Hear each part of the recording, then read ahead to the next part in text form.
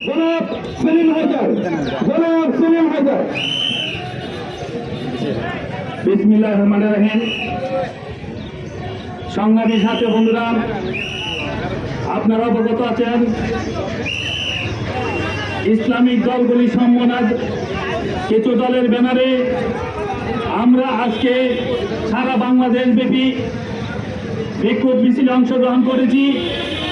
আজকে বাজিতপুরে যারা আমরা এই বিক্ষোভ সমাবেশে অংশগ্রহণ করেছি, আমি ইসলামী আন্দোলন বাংলাদেশ বাজিতপুর উপজেলা শাখার পক্ষ থেকে জানাই সংগ্রামী অভিনন্দন, মোবারকবাদ।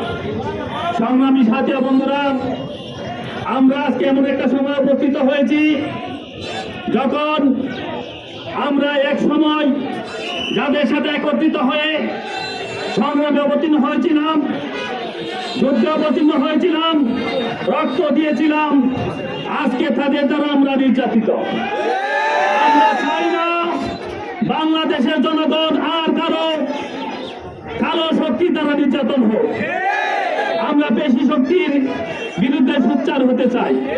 সংগ্রামী সাথী বন্ধুরা, আমরা পিয়ার চাই। এই জন্য চাই, বিশ্বের যে কটি রাষ্ট্রে পিয়ার পদ্ধতি আছে, কোনো রাষ্ট্রে হাঙ্গামা নাই, দাঙ্গা নাই, দুর্নীতি নাই। আমরা এই জন্য পিয়ার চাই।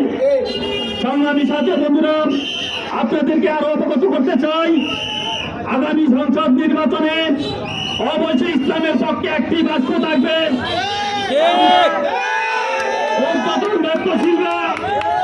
উদ্বোধন নেতারা যাকে মনোনয়ন দিবেন, আমরা তার পক্ষে কাজ করবো ইনশাআল্লাহ। এখানে হাট পাকার হতে পারে, দাঁড়িপাল্লা হতে পারে, রিক্সা হতে পারে, খেজুর গাছ হতে পারে, বিভিন্ন ইসলামিক দলের মার্কাছে হতে পারে। যেই মার্কারাই আসবে ইনশাআল্লাহ, একক মার্কা আসবে, এই মার্কার পক্ষে আমরা কাজ করবো ইনশাআল্লাহ।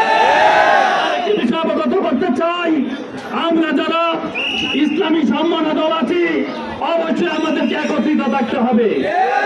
কারণ সন্ত্রাস আর রাজনীতি একসাথে চলতে পারে না, চলতে দেওয়া হবে না ইনশাআল্লাহ। যারা এই সন্ত্রাসী করবে, তাদের বিরুদ্ধে রুখে দাঁড়াতে হবে। এই দেশ আমার, এই দেশ আপনার। আপনার যেমন অধিকার আছে, আমার অধিকার আছে। আমি ভোট দিতে চাই, আমার ভোট। আপনার ভোট আমি দিতে চাই না, আমার ভোটের গ্যারান্টি আমি চাই ইনশাআল্লাহ। প্রশাসনের দৃষ্টি আকর্ষণ করছি, এখনো যারা গ্রেপ্তার হয় নাই, পেশিদেরকে অতি দ্রুত গ্রেপ্তার করুন। অনেক পেশিস্ট বিভিন্ন ভাবে রাজনৈতিক দলের আশ্রয় নিয়ে তারা চলাফেরা করছে, তাদেরকে চিহ্নিত করে গ্রেপ্তার করুন। এ বলে আমি আমার বক্তব্য শেষ করছি। আসসালামু আলাইকুম রহমতুল্লাহ।